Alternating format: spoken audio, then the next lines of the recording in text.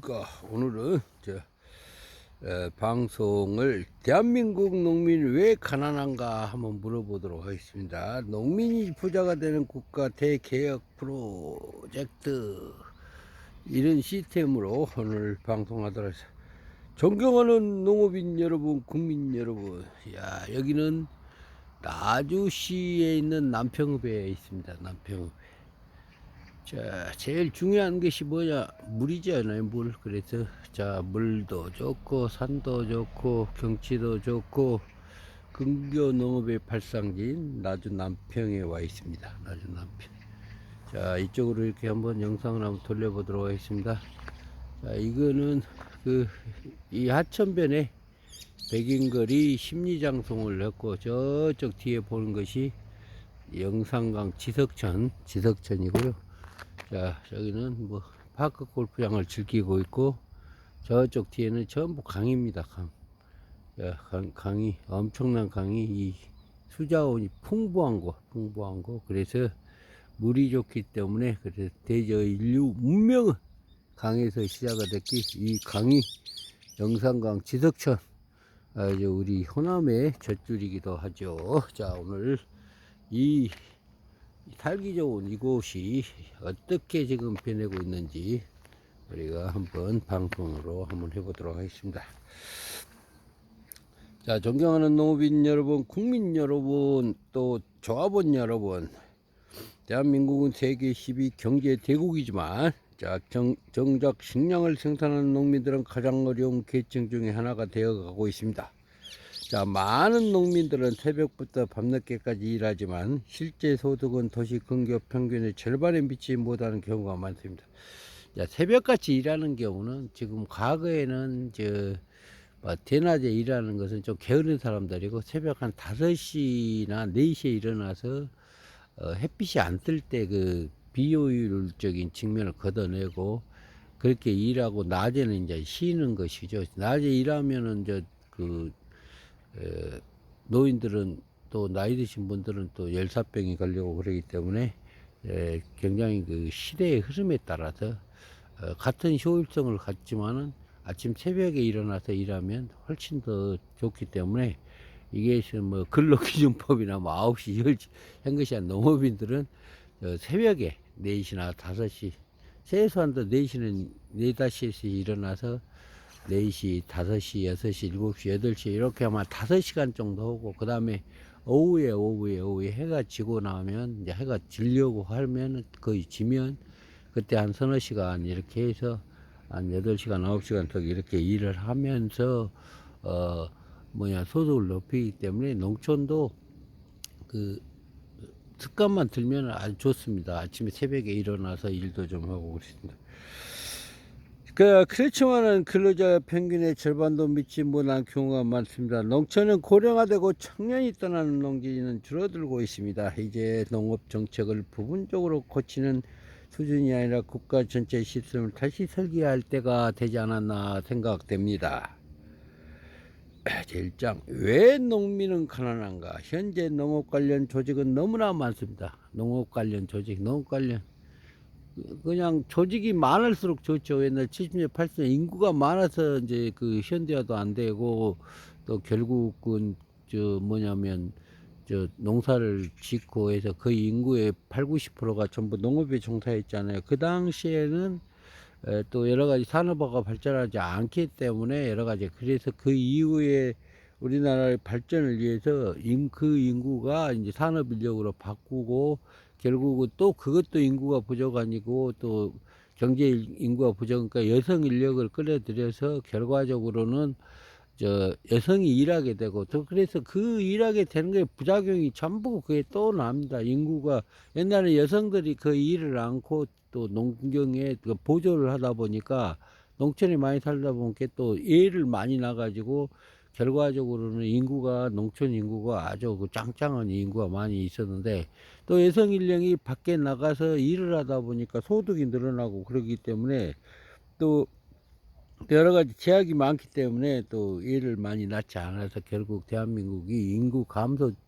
지역으로 전락가 했던 그런 것들이 있습니다. 그래서 현재 농업 관련 조직은 너무 많다는 것입니다. 그 농업 관련 조직이 무슨 얘기냐면요. 그냥 그 엄청난 그 뭐 조직은 많은데 효율성은 없고 그냥 그 칸막이나 다 돼 있어 가지고 결과적으로는 농민을 도운 것이 아니라 농민을 이렇게 하는 게 아니라 그냥 기득권만 생산하는 그런 시스템이 아닌가 그런 생각이 듭니다. 자, 농림축산식품부가 있고요. 농촌진흥청, 한국농어촌공사, 농협, 산림청, 지방자치단체, 농업기술센터, 농업 관련 재단, 각종 연구기관, 농업단체. 자, 여기에 그 뿐만 아니라 여기에도 이루 말할 수 없이 많죠. 그러니까 하여튼 그 문제는 각각 따로 움직인다는 것입니다. 예산은 수십조 원이 투입되지만 농민은 체감하지 못합니다.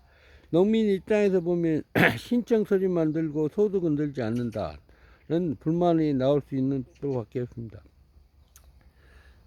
그 보니까 그 똑같은 시스템인데 지금은 융복합의 시대입니다. 융복합의 시대.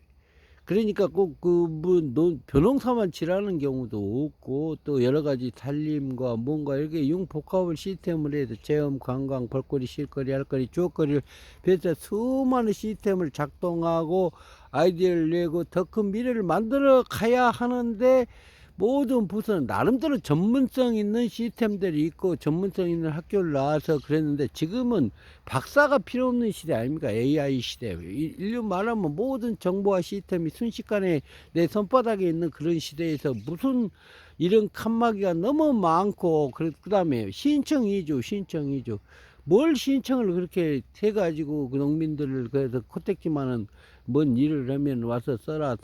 맞죠? 국민의 세금으로 운영된 기관이라 해가지고 그 모든 서류의 그 시스템은 맞지만 이런 하나도 아껴 쓰고 잘못되면 채찍을 가하는 그 자체는 그 뭐 국회도 맞고 국정감사도 맞고 뭣도 맞고 맞지만 그 비효율성을 걷어들이는 시대적인 상황이 왔고 그 다음에 원스톱 서비스가 이루어져야 됩니다. 그래서 모든 조직이 필요 없는 일에게 그런 칸막이에 그 다음에 그 행정에 그 다음에 그 검수에 시달릴 거 아니라 그 인력이 이제 AI나 시스템에 맡겨서 결과적으로 아주 간편하게 지원되고 일할 수 있도록 하고 나머지 그 인력들은 더 큰 미래를 위해서 농촌에 투입돼야 되지 않을까 하는 생각을 합니다.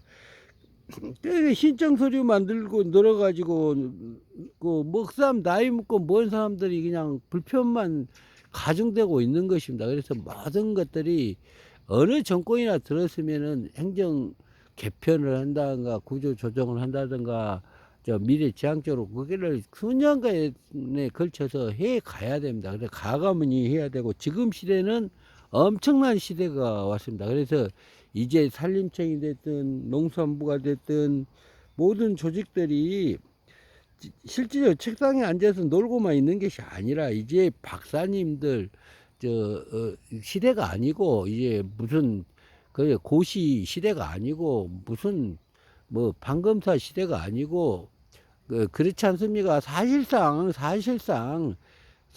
그 우리가 다산 정량의 경세 유폐에 나와 있잖아요. 농민혁명이 일어날 때 이게 무슨 얘기냐면 실질적으로 다 알고 있는 세상이고 그러는데 이 칸막이 시스템에서 그냥 그 감투만 써가지고 실질적으로 일하는 집단들이 너무 많이 있고 오히려 그것이 정체가 돼서 결제라는 하나의 시스템에 매몰돼서 결과적으로는 효율성은 나오지 않고 결국 밑에 사람들은 효율성을 갖출 수 있는 시스템이 없습니다.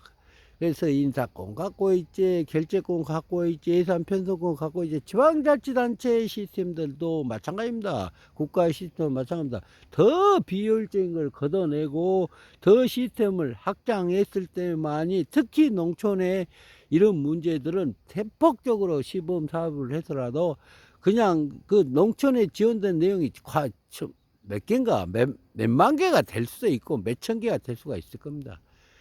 국가가 엄청난 그 비효율성만 걷어내고 시스템을 갖춘다면 우리의 농민들의 그 200평당 그 9만원, 9만원. 그냥 말 그대로 그 빈민들이죠. 빈민들. 그냥 소득이 거의 없어요. 거의 없고, 그냥 그 어떻게 보면은 그 정부의 그 일자리라든가 뭐 여러 개 직불 뭐 조그마한 것에 매달려서 살아가는 이런 사람들이 결국은 국가가 예산을 지급하지 않아서가 아니라 그 비효율성을 걷어내지 않아서 결국 공무원만 엄청나게 늘려놔서 농관원 만들어서 농지 실질적으로 조사하고 뭐다고 해갖고 직불금 몇 푼 준다건데 직불금보다 농관원 직원의 인건비가 더 많지 않을까 그런 생각도 해봅니다. 지금 AI 시대에 무슨 농가는 이성으로 쫙 찍어서 시스템 딱 해보면은 시장 군수가 충분히 할 수 있는 일이잖아요. 그 뭐, 읍에서는 읍농정과 농가는 뭐, 여러 가지 뭐, 경영체 뭐 어쩌고, 이제 나름대로의 체계나 시스템들은 여러 가지 전략적으로 잘 정리는 잘 돼 있지만, 우리가 봤을 때 실질적으로 농민들 예산만 가서 농협도 마찬가지입니다. 직원들은 숫자는 많지만 실질적으로 일하는 사람은 그렇게 많지 않아요. 그 다음에 일할지도 몰라요. 왜 그러냐면 학교 나와가지고 실질적으로 뭔가 일을 할 줄을 알아야 되는데 일을 할 줄을 모르기 때문에 뭐 배운 거 있어야죠. 배운 것이 실질적으로 학교 나와갖고 뭘 알겠습니까? 그냥 직장 다녀서 옆에 선수가 멘토가 가르친 대로 하다 보니까 과거에 머물 수밖에 없어요. 지금 아무리 좋은 아이디어를 가진 젊은 사람들이 어느 직장에 들어가든 어느 관공서에 들어가든 어느 시스템에 들어가든 그 칸막이와 시스템에 매몰돼서 그들의 창의성과 꿈을 만들어낼 수 있는가? 그거에 대해서 강력한 의문을 갖고 있습니다. 문제는 제각각 따로 움직인다는 것입니다. 당연하죠. 무슨 청장님은 자기들 이주로 하고 또 뭐 여러 가지 같은 부서에서도 전부 다 자기 이주로 전부 하잖아요. 그래서 결국은 농민을 위하는 조직이 돼야지, 국민을 위하는 조직이 돼야지, 다른데 매몰되어 있는 그런 시스템들은 빨리 걷어내야 된다. 이 기득권의 이 카르텔과 시스템들을 어떻게 걷어낼 수가 없죠. 왜? 지방자치가 됐든 뭐 됐든 실질적으로 표를 먹고 사는 사람들이 기득권들의 하나의 여론 형성이라든가 이런 것들이 돼 갖고 있기 때문에 어떻게 기득권의 형성을 걷어낼 수가 없기 때문에 그 기득권들이 더 큰 자생을 해서 결과적으로 지역에 또 농민의 이렇게 살기가 어려운 꼴이 돼서 그래서 어디를 가나 기득권은 있지만 그 기득권이 나쁘다는 게 아니라 더 창의성이고 더 미래지향적으로 끌고가는 기득권을 만들어 가자. 그들이 좋은 역할을 많이 한 점도 있지만 그보다 더 적극적인 거, 더 미래지향적이고 더 경제적이고 더 살기 좋은 미래를 만드는 데 서로 협력을 해야지 하나의 기득권을 논리판이 돼서는 안 된다. 그런 얘기입니다. 그래서 신청 서류는 가감히 줄여야 됩니다. 농업에 관련된 그래서 두 가지, 세 가지, 네 가지 한 번에 합쳐도 될 일을 가지고 무슨 경영체, 농지대장 뭐 따로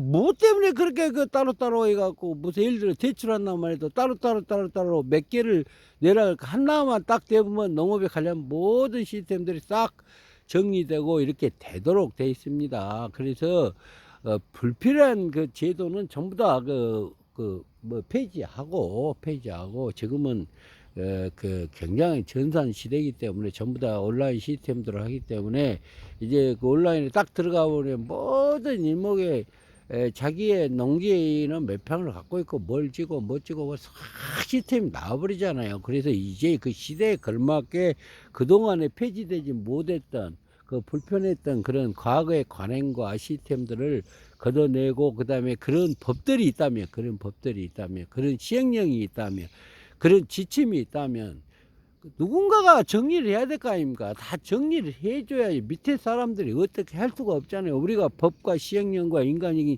아주 만든 고유의 걸작품인 그 시스템들을 그냥 방치하고 놔둬버리면, 국회가 놔둬버리든 뭐든 놔둬버리면 결과적으로 그 업무가 비효율적인 업무를 계속 시행해야 될 수밖에 없는 그런 일들이 많이 있지 않습니까? 아주 굵직굵직한 일들은 잘할 수 있지만 아주 밑바닥에 농민들이나 이런 사람들의 이런 것들은 힘도 없고 표도 없고 사람도 없고 그러기 때문에 그런 것들에 대해서 관심을 가진 국회의원이 있습니까?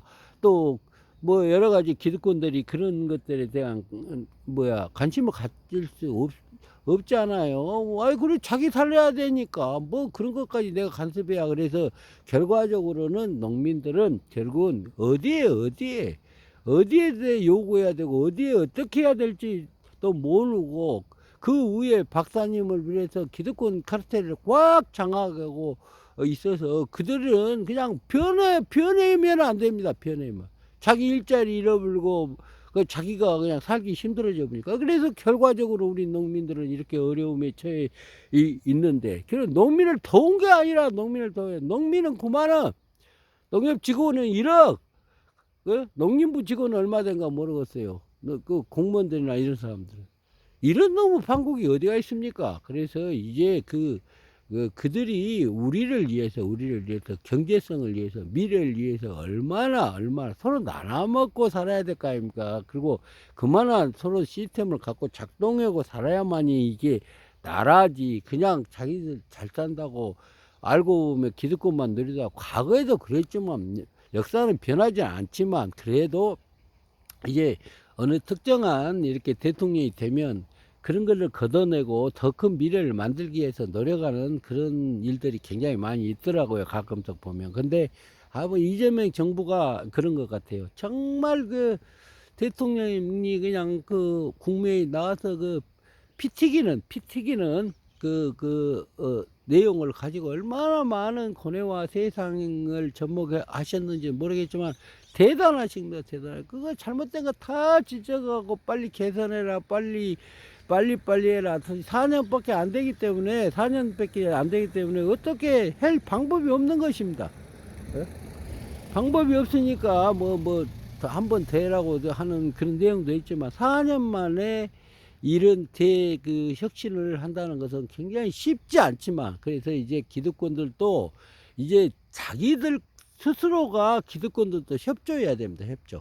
협조 안 하면 같이 죽습니다. 같이 한 배에 탄 건 똑같습니다. 그래서 대통령이나 또 여러 가지 국가 시스템의 대계획이나 또 이렇게 경제성 문제, 굉장히 국제사회의 냉엄한 어려움도 있고 환율적인 측면도 있고, 그래서 이제는 무슨 대한민국의 환율이 뭐 잘못됐다는 게 아니라 결과적으로 우리가 농산물도 그 환율이 잘 방어되고 이렇게 했기 때문에 싸게 먹고 못하고 해서 지금까지 중국에 대한 혜택도 많고 뭐 소련에 대한 또 러시아에 대한 영향도 또 많이 받고 또 여러 가지 방산 여러 가지 있지, 뭐 삼성이나 AI 뭐 등등 뭐 여러 가지 최첨단 시스템에 많은 도움을 받았지만, 그렇지만 또 그 틈새에 있는 농업이라든가 여러 가지 이런 것들도 아주 중요합니다.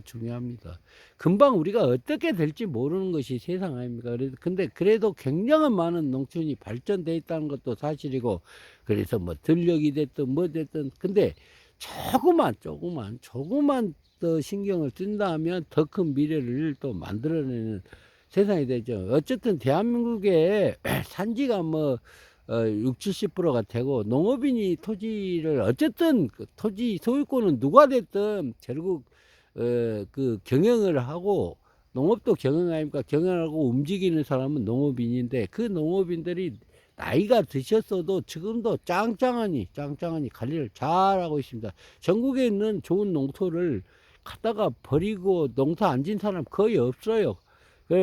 근데 이제 경제성이 안 나오니까 밭이고 뭐고 풀밭 난 건 그렇다. 그래서 그거를 빨리 경제성이 나오는 토지로, 지금 어떤 짓인지 아십니까? 이렇게 휴경하고 놀고 있는 토지가 사실상 그걸 개선하려면 비용이 많이 나잖아요. 뭐 트럭, 아니 포크레인이 뭐 도자니 막 들어가고, 뭐 그게 그냥 10년, 20년치가 묵어본데 누가 그거 풀밭으로 놔둬버린 거예요. 그래서 정부가 그런 것들을 보조금을 줘서 몇천 평으로 해서 도자랑 문대가지고 그 뭐 들녘사업 같이 이렇게 2,000평, 5,000평 해서 창업농, 기농 또 지역에 그 농사 지는 사람들한테 주면은 그 관리가 잘 되면 100년 되게 또 생산도 되고 경제성도 나오고 아주 좋습니다. 그래서 우리가 보면 그냥 사물을 바라볼 때 그냥 저 사람은 뭐 돈 있으니까 농사 안 진다 그것이 아니라 또 나름대로의 역할이 있는 것입니다. 나름대로 또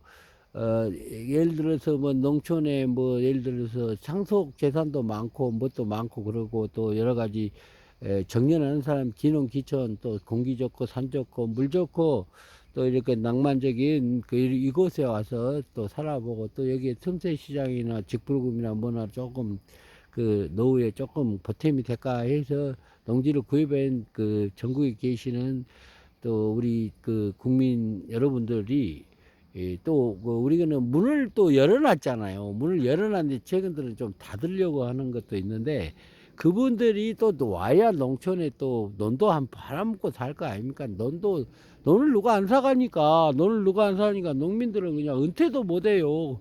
그다음에 나 죽기 전에 그냥 그 9만 원에 뭐 200평당 9만 원에 1년에 그냥 100만 원, 200만 원 쓰다가 이제 노후에는 이제 뭐 병원비 들어가지 못 들어가지 또 국가가 이제 복지 시스템은 굉장히 좋지만 너무 어렵잖아요. 그러기 때문에 우리가 서로 같이 인인하는 것이기 때문에 그래서 모든 것들이 국가적 법적인 문제로 꽉꽉 들어 막는 것도 있지만 또 어쩔 땐 또 살짝 열어줘서 농민들의 숨통은 단순히 농사적인 측면만 있는 것이 아니라 우리가 그 자기 자산의 그 가치적인 측면도 있습니다. 그래서 이 농업의 그 가치를 단순히 이 우리가 아시다시피 뭐 실질적으로 농지 한 평에 뭐 10만원에서 50만원 이렇게 가잖아요. 근데 실질적으로 그 투자비에 대해서 소득은 거의 제로라고 보면 됩니다. 제로. 그런데 그게 이제 가끔씩 또 인플레이도 되고 뭣도 되고 몇 푼씩 오르잖아요. 그래서 그래도 10년, 20년 되면 또 논 있으면 자식들 가르칠 때 정 돈이 없고 그동안에 빚져 있는 놈은 논 한 대지기 팔아가지고 애들 가르치고 해서 그래서 서울에서 청와대에 근무하고 못한 사람들 다 자기 부모들이 그렇게 해서 가르쳐 가지고 해외 유학 때 갔다 오고 뭐 갔다 오고 해갖고 지금 청와대 근무하고 정부 정부에 고시패스고 그런 것이지 뭐 그냥 뭐 자기들이 잘나서 그렇게 출세한 것입니까? 그 부모들의 피땀은 어마어마했던 것입니다. 그걸 알아야 되는 것이고 그래서 우리가 그런 것들 또한 우리 농촌에 경제이지 않는가 또 농민들한테 배려가 있지 않는가 그래서 그런 것까지도 우리가 국회나 이런 데서는 좀 정책을 개발할 때 한번 살펴줘야 된다. 농민들도 탈출구도 있어야 되고 또 새로운 사람이 들어올 때 기농 기초만이 중요한 거 아닙니다. 어느 신안에 어디 그래 갔더니 뭐냐면 예부에서 사람 들고 제일 싫어합니다. 그 이유가 뭐예요? 그랬더니 기존의 사람은 너무 생각 않고 20년, 30년, 50년, 100년을 쉽게 해도 너무 생각 않기 때문에 너무나 어렵다. 그래서 예비연 사람들 자기 주장만 하지 지역의 공동체에 보탬도 되지 않고 그래서 살기요. 그래서 거기에 예지에 온 사람들은 뭐 여러 가지 지원이 많고 뭐이 많고 그러지만 기존에 있던 사람들 굉장히 어렵다. 그래서 우리는 별로 좋아하지 않는다. 그런 층들도 있더라고요. 그렇지만 우리가 국가의 큰 틀에서 봤을 때는 인구가 소멸되면 결국 모든 기본 병원, 의료, 학교 모든 그 기초 인프라가 싹 붕괴돼서 결과적으로 사람이 살 수 없는 곳입니다. 사람이 살 수 없는 걸로 변해버려서는 안 되기 때문에 우리가 그래도 최소한도는 인구와 소비 그 다음 최소한도로 식당이라도 하나 있고 담배가게라도 하나 있고 마트도 하나 있어야 될 거 아닙니까? 그래서 그런 것들이 잘 이렇게 형성이 되는 그런 농촌이 됐으면 좋겠다 그런 생각입니다. 국가농업 통합 그 펌프레 저 플랫폼을 이렇게 좀 만들어 구축해야 되는데 이제는 전국 농업 관련 시스템 하나로 묶어야 합니다. 이제 이거는 하고 있겠죠. 농림부에서 그 농업 관련 시스템 하나로 묶어야 합니다.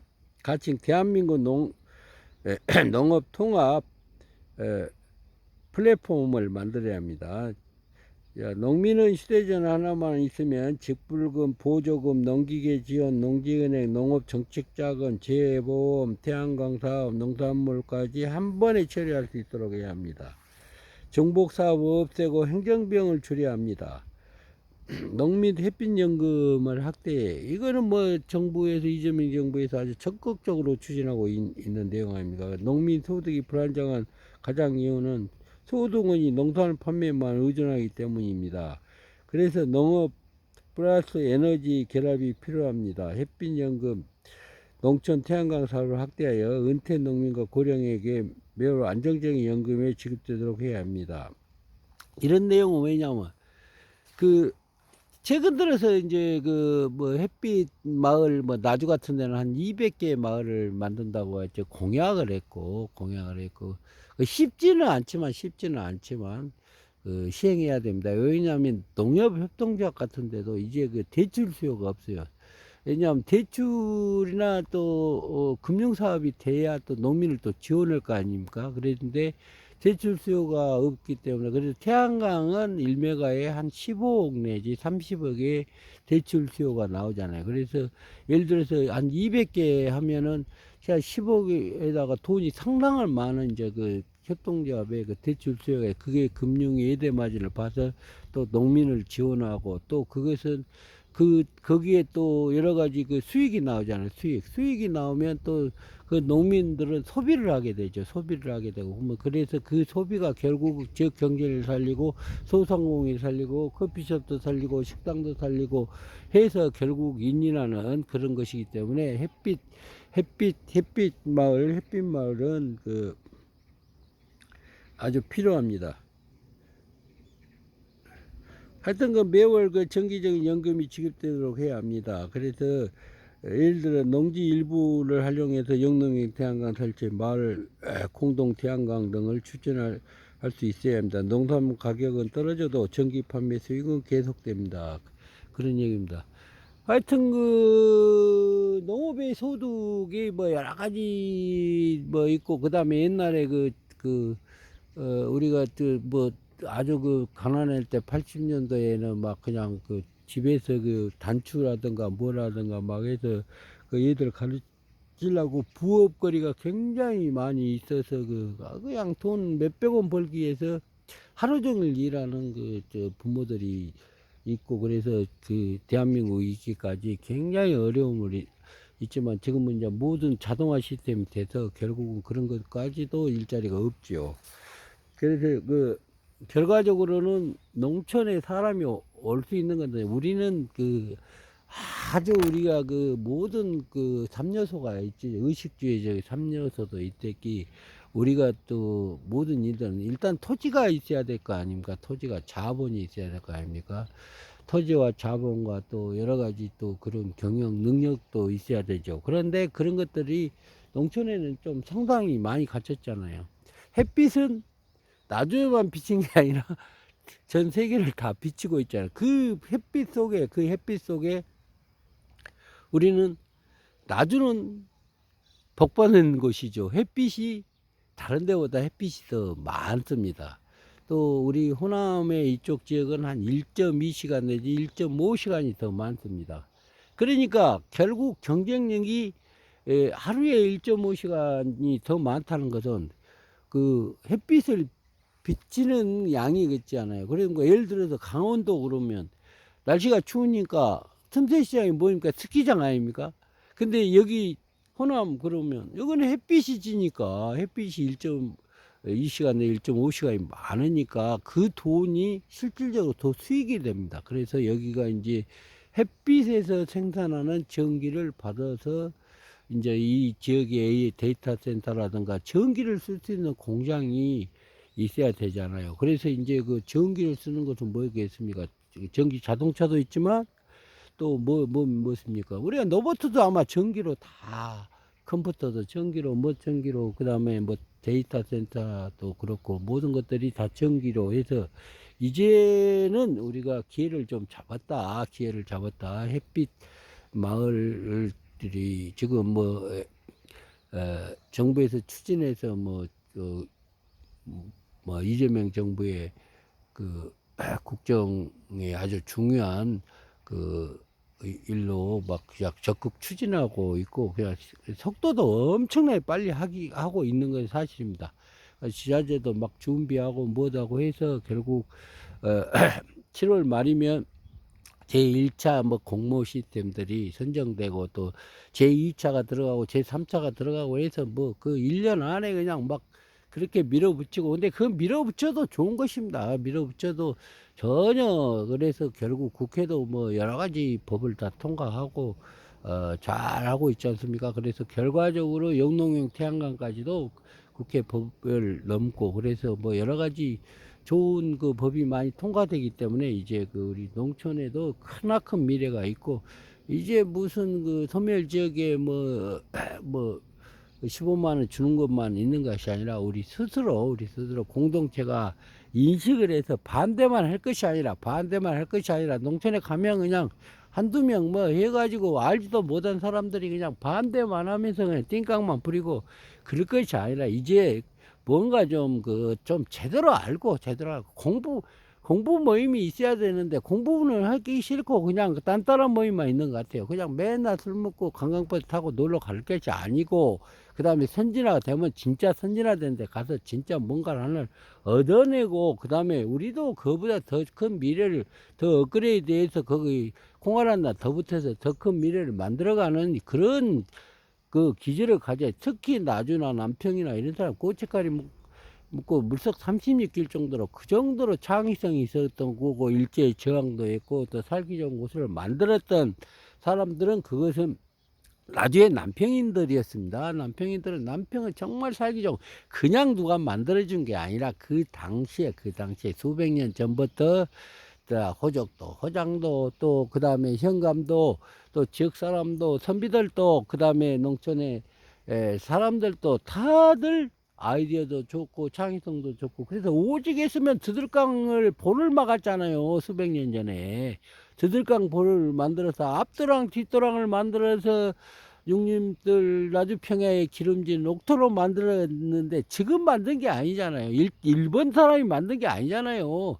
그 당시에 그 100년, 200년 전에 이 드들이라는 그 드들강을 막아서 그 얼마나 많은 고뇌를 했겠습니까? 돌멩이 주워다가 지금같이 콘크리트가 있습니까? 뭐 있습니까? 돌멩이를 갖다 막은 겁니다. 그래서 섬과 섬과를 연결하고, 그 연결한 것을 가지고 속들과 육림들과 이런 데 경쟁도 과거는 안 됐잖아요. 그래서 그거를 가지고 심지어는 뭡니까? 저 보트장, 또 남평시장 이런 데가 그 물류도 그 소통시키고 그랬던 것이에요. 그래서 우리가 그 나주 하면 그냥 대단한 사람들이 사는 곳이고, 특히 드들강의 문화와 역사는 엄청난 겁니다. 단순히 그냥 해수욕장, 최근 들어 저 80년대까지만 해도 뭐 계절 음식점 해서 그 10만 명 그 민물 해수욕장에 온 것 뿐만 아니라 그 이전부터 남평 사람들은 대단했던 사람들입니다.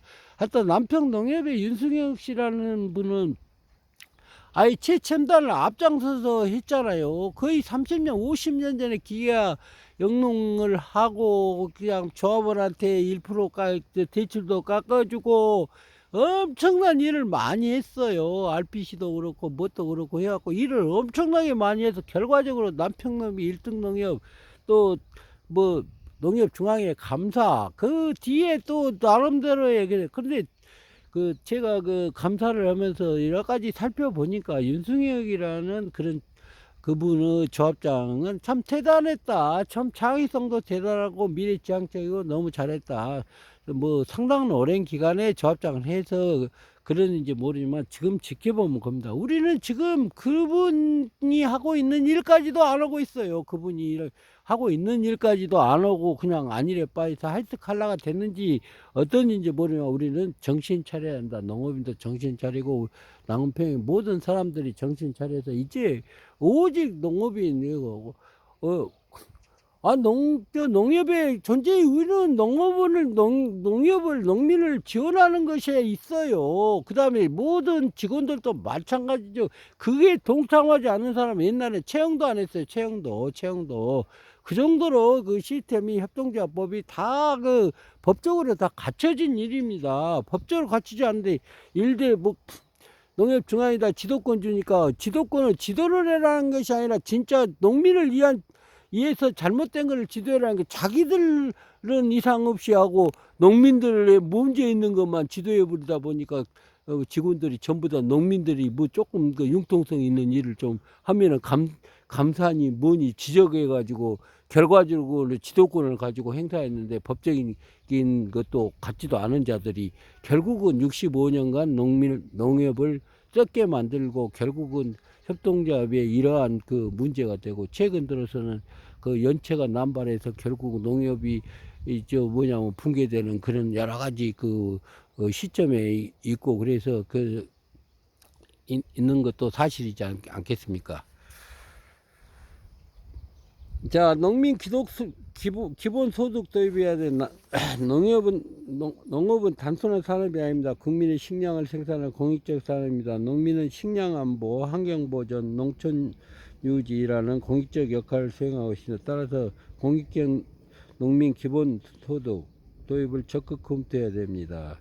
하여튼 그 농민은 그 존재 이유가 단순히 뭐 수백 가지가 있죠. 환경적인 측면도 있고 홍수 통제, 지하수 문제, 그다음에 공기 문제, 탄소 문제 뭐 이루 말할 수 없어요. 그 수백 조의 기능을 하고 있는 겁니다. 수백 조의 기능을 해서 결국 제 국민의 생명과 안전 그 중에서 먹거리를 책임지기 때문에 우리가 먹지 않으면 죽어요. 먹지 않으면. 그다음 좋은 먹거리를 먹어야 건강합니다. 좋은 먹거리를 먹어야 애들이 영리하고 손자들이 잘 커서 결과적으로 우리 대한민국의 크나큰 인재가 되지 않겠습니까? 그래서 농업은 단순히 그 뭐야 상대에서 바라볼 때 우습게 볼 일이 아닙니다. 농업인들이 장화 신고 이렇게 돌아다니고 뭐다고 하면 우습게 볼 게 아니라 그들의 꿈과 희망과 미래와 창의성은 대단한 겁니다.